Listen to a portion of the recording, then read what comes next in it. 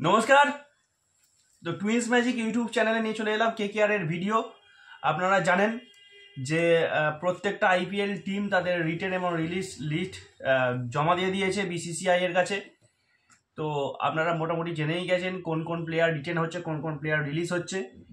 আমি দু একটা টিমের রিটেন রিলিজ লিস্টের ভিডিও বানিয়েছি, অলরেডি আপলোড করেছি, আপনারা হয়তো কেউ কেউ দেখেছেন। তো কেকেআর এর ভিডিও আপনারা দেখেছেন। তো আজকের ভিডিও কেকেআরের পার্সে কেকেআর অকশনে কত টাকা নিয়ে নামছে এবং কেকেআর ঠিক কোন কোন প্লেয়ারকে টার্গেট করতে পারে অকশনে, মিনি অকশনে। তো প্রথমেই যদি বলি, অভিষেক নায়ার কেকেআরের নতুন কোচ হয়ে আসার পর সম্পূর্ণ কেকেআর টিমটাকে চেঞ্জ করার চেষ্টা করছে। কিছুটা হলেও বলবো আগেকার যে কেকেআরের নীতি ছিল সেখান থেকে ভেঙে বেরিয়েছে কেকেআরের ম্যানেজমেন্ট এই মুহূর্তে। রাসেল নির্ভরতা কিছুটা হলেও কাটানোর চেষ্টা করেছে, কারণ এত বছর দেখেছি রাসেল যে প্রত্যেক বছর খুব ভালো পারফরমেন্স করেছে সেটা বলবো না, বেশ কয়েকবার ফ্লপ হয়েছে, তার সত্ত্বেও রাসেলকে কিন্তু ধরে রাখা হয়েছিল। লাস্ট এই বছর রাসেলকে রিলিজ করা হয়েছে। যারা কেকেআরের রাসেলের ফ্যান রয়েছেন তাদের জন্য ভাববার কোনো বিষয় নয়, কারণ রাসেলের যে এন্ট্রি আবার হতে পারে কেকেআরের মধ্যে সেটা কিন্তু উড়িয়ে দেওয়া যাচ্ছে না। এই কথাটা যে রাসেল আবার কিন্তু কেকেআরে ফিরে আসতে পারে, কারণ কেকেআরের কিন্তু পার্সে প্রচুর টাকা রয়েছে, 64 কোটি টাকা রয়েছে কেকেআরের পার্সে। সব থেকে আইপিএলে যে 10টা টিম, সেই 10টা টিমের মধ্যে সব থেকে বেশি টাকা রয়েছে কিন্তু কেকেআরের ম্যানেজমেন্টের কাছে। তো কেকেআর যদি মনে করে যে কোনো প্লেয়ারকেই কিনতে পারে, কেকেআরের পর রয়েছে কিন্তু চেন্নাইয়ের ওই 43 to 45 এই এর মধ্যে আশপাশে রয়েছে, 42 করোড়স কি 43 করোড়স এর মধ্যেই রয়েছে চেন্নাইয়ের। তো সেই দিক থেকে দেখতে গেলে কেকেআরের কিন্তু কেকেআরের যে পার্স অনেকটাই বেশি, প্রায় 20 কোটি টাকা বেশি। তো আমার মনে হয় যে কোনো প্লেয়ারকেই টার্গেট করতে পারে কেকেআর, এবং যে প্লেয়ারের পিছনে ঝাঁপাবে সেই প্লেয়ারকে নিয়েই আমার মনে হয় কেকেআর ছাড়বে, কারণ অন্য কোনো টিম ভালোভাবে চ্যালেঞ্জ করতে পারবে না বলেই আমার মনে হয়, কারণ পার্স নেই কি করে চ্যালেঞ্জ করবে। তো সেই দিক থেকে দেখতে গেলে হয়তো রাসেলকে, ভেঙ্কটেশ আয়ারকে আবার ফিরিয়ে আনতে পারে কেকেআর কোর টিম, যে কোর টিমটা ছিল সেই কোর টিমটাকে ধরে রাখার জন্য। যে কটা প্লেয়ারকে কেকেআর ম্যানেজমেন্ট রিলিজ করেছে আপনারা দেখবেন, আমি বলে দিচ্ছি, আগামী অকশানে, মিনি অকশানে কিন্তু ম্যাক্সিমাম প্লেয়ারকেই কিন্তু কেকেআর আবার রিটেন করবে, মানে অকশান থেকে তুলে নিয়ে আসবে। কিছুটা কম দামের চেষ্টা করবে, কিছুটা কম দামে তোলার চেষ্টা করবে। অবশ্যই রাসেল এবং ভেঙ্কটেশ আয়ার যদি আসে কেকেআরে আবার ফিরে আসে অকশান থেকে, তাহলে কিছুটা কম দামে রাসেল এবং ভেঙ্কটেশ আয়ারকে অবশ্যই ফিরিয়ে নিয়ে আসার চেষ্টা করবে। ভেঙ্কটেশ আয়ারের দামটা সত্যি গত বছর বেশি হয়ে গিয়েছিল। একজন প্লেয়ার ভালোভাবে প্রতিষ্ঠিত ইন্টারন্যাশনাল ক্রিকেটে যার প্রতিষ্ঠা খুব বেশি নেই, সে যদি 24 কোটি টাকা পেয়ে যায় তাহলে সেটা কিন্তু অনেক। তো সেই দিক থেকে আমার মনে হয় যে ভেঙ্কটেশ আয়ার যে এই বছর রিলিজ হয়েছে এটা কিন্তু লেখাই ছিল এই ভেঙ্কটেশ আয়ারের কপালে যে ভেঙ্কটেশ আয়ার রিলিজ হবে এবছর। তো অভিষেক নায়ার খুব যে খারাপ প্ল্যান করেছে বলবো না। অভিষেক নায়ার কিন্তু ইন্ডিয়ান, ভালো করে যদি দেখেন আপনারা, ভালো করে নজর রাখবেন, অভিষেক নায়ার কিন্তু ইন্ডিয়ান স্কোয়াডটাকে ধরে রেখেছে। ইন্ডিয়ান স্কোয়াড থেকে মেন স্কোয়াড যারা কিন্তু প্লেয়িং 11-এ খেলোয়াড়, যারা প্রায় প্রত্যেকটা ম্যাচে প্লেয়িং 11-এ থাকবে, সেই সব প্লেয়ারকে কিন্তু অভিষেক নায়ার ধরে রাখার চেষ্টা করেছে। নামি সব থেকে নাম হচ্ছে, সেটা হচ্ছে ভেঙ্কটেশ আয়ার। অবশ্যই দামের জন্যই তাকে ছেড়েছে। যদি তার দাম 3-4 কোটি, 5 কোটি, 8 কোটি টাকা হতো তাহলে কিন্তু ভেঙ্কটেশ আয়ারকে ছাড়তো না কেকেআর।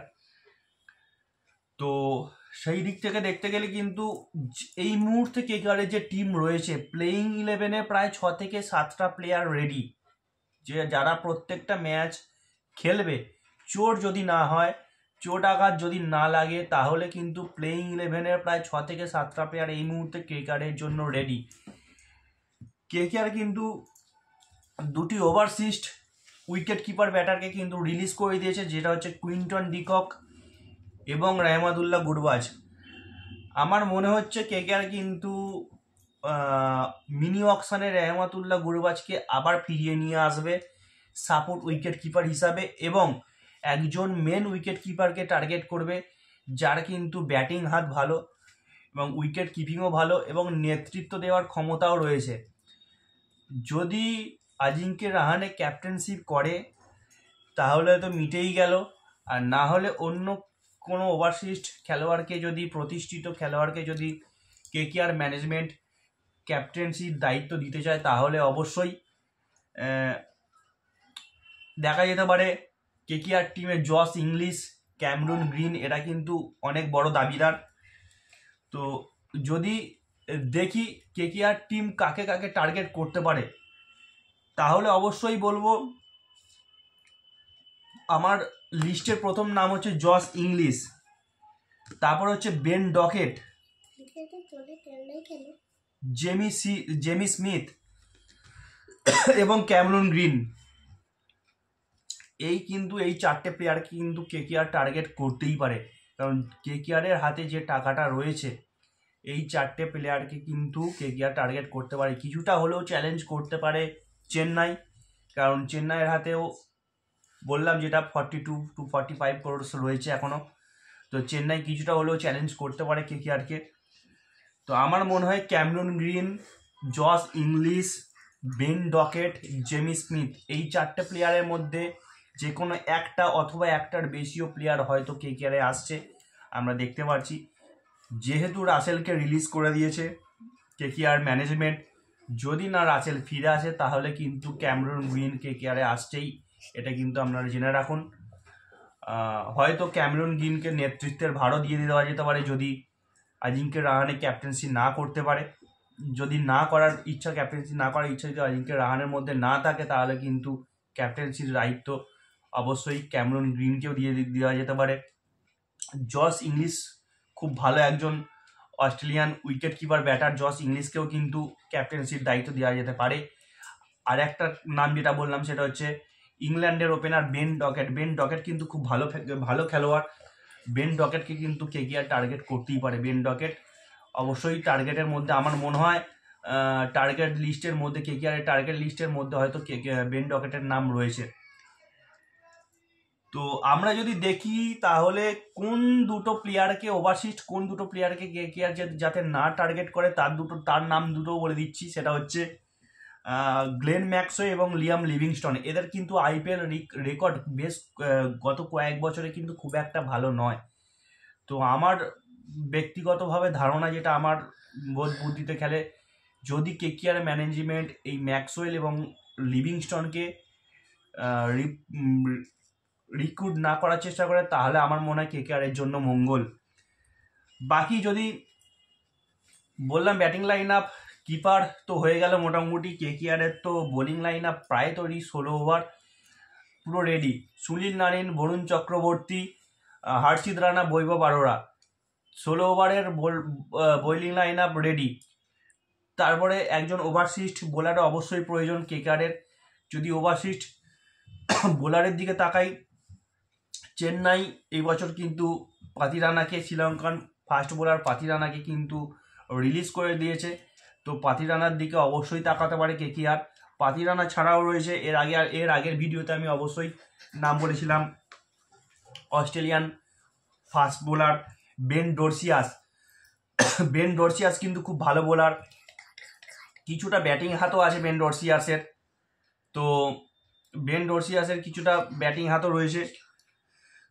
পাতিরানা, বেন ডর্সিয়াস এবং রিস টবলে, এই তিনটে বোলারের মধ্যে কিন্তু কেকেআর অবশ্যই টার্গেট করতে পারে। তাহলে হয়তো আমার মনে হয় কেকেআরের টিমটা খুব ভালো টিম হবে, একটা চ্যাম্পিয়ন স্কোয়াড তৈরি হবে। যদি দেখি ভারতীয় কোনো ব্যাটারের দিকে টার্গেট করে তাহলে অবশ্যই আমার মনে হয় টার্গেট করা উচিত পৃথ্বী শাওয়ের দিকে। পৃথ্বী শাও কয়েক বছর একটু ক্রিকেট থেকে বাইরে আছে, অনেক আলোচনা হয়েছে পৃথ্বী শাওকে নিয়ে, কিন্তু তাহলে ঘরোয়া ক্রিকেটে পৃথ্বী শাও কিন্তু ভালো খেলছে। আমার মনে হয় পৃথ্বী শাওকে যদি রিক্রুট করে কেকেআর তাহলে কেকেআরের দিক থেকে একজন ভালো ইন্ডিয়ান ব্যাটার পাবে কেকেআর, কম দামে পৃথ্বী সাউকে পেয়ে যাবে।